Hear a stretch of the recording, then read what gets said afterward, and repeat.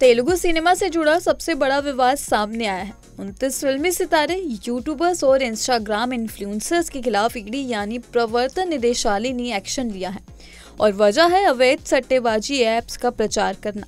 नाम सुनकर आप चौंक जाएंगे। विजय देवरकोंडा, राणा दग्गुबाती, प्रकाश राज, मंचू लक्ष्मी और श्रीमुखी तक इस लिस्ट में शामिल है। मामला सिर्फ एक दो नामों का नहीं है, यह है एक पूरा जाल जो साइबराबाद पुलिस की एफआईआर और अब ईडी की जांच से उजागर हुआ है। तो चलिए जानते हैं पूरा मामला क्या है, किन किन धाराओं में केस दर्ज हुआ है और क्या है सितारों की सफाई।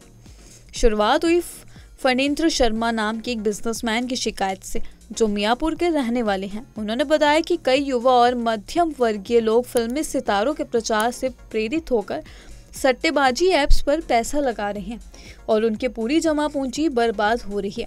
उनकी शिकायत के आधार पर साइबराबाद पुलिस ने 19 मार्च 2025 को 25 से ज्यादा हस्तियों के खिलाफ IT act, Telangana gaming act और आईपीसी की धाराओं में एफआईआर दर्ज की। ये ऐप्स खुद को गेमिंग प्लेटफॉर्म या स्किल बेस्ड गेम्स के रूप में दिखाते हैं, लेकिन असल में ये सट्टा लगाने और पैसे हारने के जाल हैं।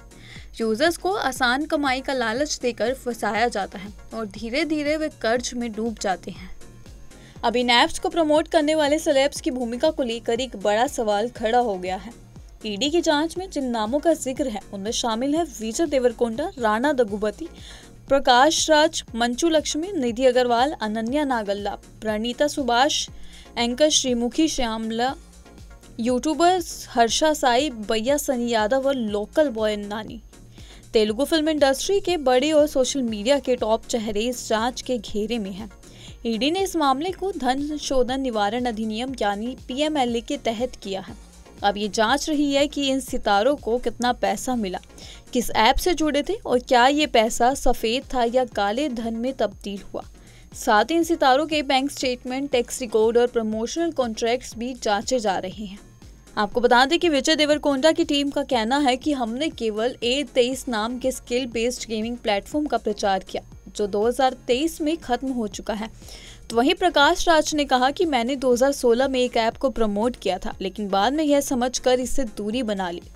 इसके साथ ही राणा दग्गुबाती ने भी साफ किया कि उन्होंने जो भी किया वो कानूनी दायरे में था, लेकिन सवाल ये है अगर ये ऐप्स पूरी तरह लीगल थे तो फाइनेंशियली फ्रॉड और लूट की शिकायतें क्यों आई।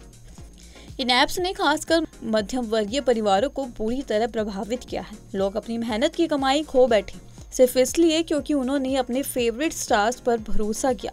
सोचिए, जब आपके पसंदीदा हीरो किसी ऐप को प्रमोट करते हैं तो आम जनता उसे भरोसेमंद मान लेती है।